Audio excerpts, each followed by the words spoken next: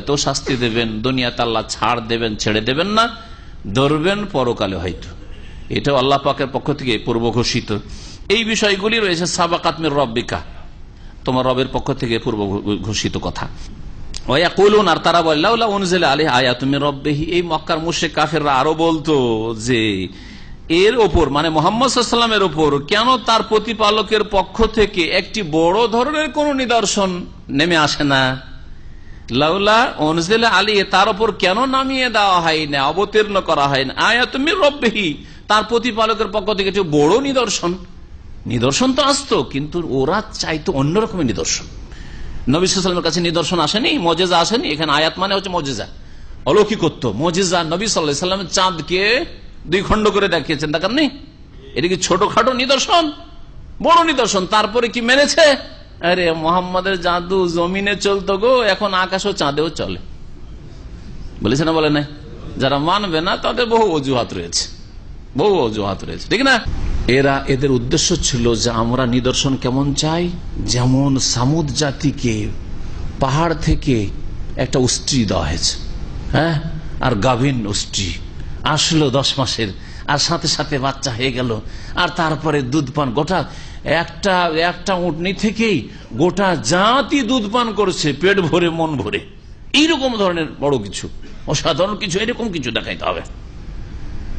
এইরকম তারা প্রস্তাব পেশ করেছিল যে হ্যাঁ মুহাম্মদ, কোরআনে আয়াতে এগুলির দিকে ইঙ্গিত রয়েছে যে এই যে এত পাহাড় মক্কায়, এই পাহাড়গুলিকে সবগুলিকে সরিয়ে দাও, আর সরিয়ে দিয়ে এখানে বাগান আর নহর, নদী, নালা প্রবাহিত করো। ভারত বাংলাদেশের মতো নদী আর নদী, যেদিকে যাও নদী আর নদী, আর বাগান আর বাগান, এগুলো করে দাও। এইটাই চেয়েছিল।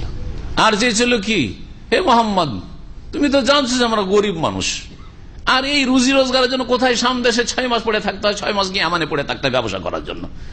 তুই এত কষ্ট করে লাভ কি? সাফা পাহাড়টাকে গোটাটাকে স্বর্ণ বানিয়ে দাও, গোল্ড করে দাও, সোনা বানিয়ে দাও। এগুলি ছিল তাদের চ্যালেঞ্জ, মানবে না, সেই জন্য ওই দিকে ইঙ্গিত করা হয়েছে আয়াতে।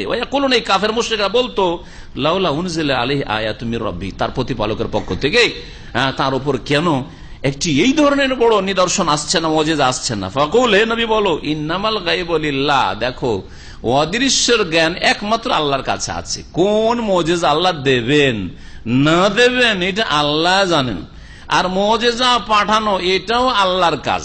অলৌকিকত্ব কার কাজ? আল্লাহর কাজ। কোরআন তো বলছে আল্লাহর কাজ, ইন্নামাল গায়বু লিল্লাহ। মুজিজা আল্লাহর কাজ, রসুলের কাজ নয়। কিন্তু বিদআতপন্থী সুফিরা বলছে যে আমাদের পীরদের কাছে কেরামতির ফ্যাক্টরি আছে, কারখানা আছে, কত যে প্রোডাকশন দিতে পারে আল্লাহই জানে। ঝগড়া শুরু হইল 50-100 বছর আগে মারা গেছে পীর সাহেব, বুজুর্গ এসে হাজির, এসে তোমরা ঝগড়া কেন করছো? আপোষে মিলে যাও, তোমরা ঝগড়া করিও না। আমার কাছে কিতাব আছে, কেউ যদি দেখতে চান, সবগুলো এগুলো উর্দুতে আছে, সেজন্য পড়ে পড়ে কম শোনাচ্ছি, কারণ উর্দু থেকে আবার পড়তে হবে, তরজমা করতে হবে। আর যদি চান আপনাদেরকে মাঝে মাঝে এগুলো গুপ্তধন আপনাদের শোনানো দরকার হাতে নাতে, যাতে করে বুঝতে পারেন যে কে হক্কানি আর কে হক মিডিয়া, আহলে হক মিডিয়া না বাতিল মিডিয়া। ভালো করে বুঝতে পারবেন যেগুলো আহলে হক মিডিয়া না বাতিল ভ্রান্ত মিডিয়া, ভালো করে বুঝতে পারবেন। আর ওয়াহে সালাসা থানবী সাহেবের কিতাব, আর তাতে এই ঘটনা আছে। জিন্দা হয়ে চলে আসছে ঝগড়া মীমাংসা করার জন্য। আরো কত কি আজব আজব কথা, আজব আজব কথা। এক বেশ্যা মুরিদিনী ছিল, তাজকিরাতুর রশিদ গঙ্গোহী সাহেবের তাজকিরা।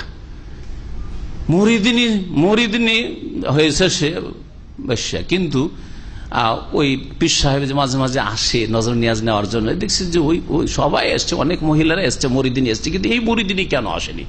আবার মনেও রেখেছে কি আসছে না আসছে, কারণ মহিলা তো মনে রাখতে হবে, পুরুষ হলে তো মনে থাকতো না। তারপর ইনকাম সোর্স যে, সুতরাং মনে থাকবে। তো ভারতের ঘটনা,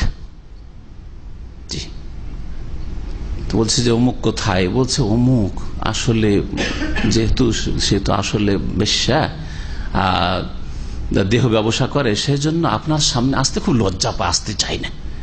যে কি লজ্জায় আমি মুখ দেখাবো, কি লজ্জায় আমি মুখ দেখাবো, এই জন্য সেই মহিলা আসে নাই। তখন বলছে আরে ওই এত কেন পেরেশান হতে, करने वाला और करने वाला कौन है, वो तो वही है। करने वाला और करने वाला कौन, वो तो वही है। বুঝলেন কথা? আরে তুমি কি করেছো, তুমি করেছো এই কাজ, করনেওয়ালা যে করছে আর যে করাচ্ছে, অর্থাৎ যে বেশ্যা আর বেশ্যার কাছে যারা আসছে বেশ্যাখানায়, তারা তো এই কাজ করে না, এই অপরাধ কে করছে, ও তো ওহি হয়, নাউজুবিল্লাহ। বোঝা গেছে ওয়াহদাতুল ওজুদ, ওয়াহদাতুল ওজুদ। হ্যাঁ, ওয়াহদাতুল ওজুদের ব্যাখ্যা এখানে আছে যে আল্লাহ তো সবকিছুই, যে করছে সেও নাকি তাদের আল্লাহ, যে করাচ্ছে সেও নাকি আল্লাহ, আউযুবিল্লাহ। এগুলো হচ্ছে আহলে হক মিডিয়ার আকীদা আর তাদের ধর্মকর্ম আর তাদের কিতাবের কথা। যেমন তেমন কিতাব নয়, এত বড় বড় ওদের কিতাব এগুলো। জি,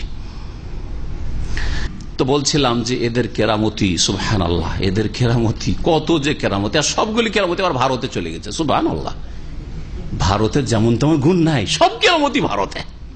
আরব দেশে কোনো কেরামতি খুঁজে পাওয়া যায় না। মরুভূমি তো কোথায় পাবেন কেরামতি খুঁজে? মরুভূমিতে পেট্রোল আসলো কিন্তু কেরামতির ফ্যাক্টরি আসলো না, সব ভারতে চলে গেছে। আর ভারতে সবচেয়ে বেশি ভাগ পেয়েছে বাংলাদেশ, কারণ পীরেরা ভারত দেখলো ভারতের চাইতে বেশি বাংলাদেশে উর্বর শক্তি বেশি, জমিন ভালো এখানকার। হ্যাঁ, এখানকার ফলন ভালো, আর এখানকার লোকের মনও ভালো বাঙালিদের। এরা হুজুর যদি লেবাস পোশাক পরে আসে তো দান খায়রে তার নজর নিয়াজের অভাব থাকে, ইনকামের অভাব থাকে না। জৌনপুর ছেড়ে চলে গেছে বাংলাদেশ, ভারত ছেড়ে, সবগুলি ভারত ছেড়ে কোথায় কে ইউপির, কোথায় কোথাকার পাঞ্জাব, আর কোথায় পাকিস্তান, সবগুলি চলে গেছে ওই বাংলার জমিনে।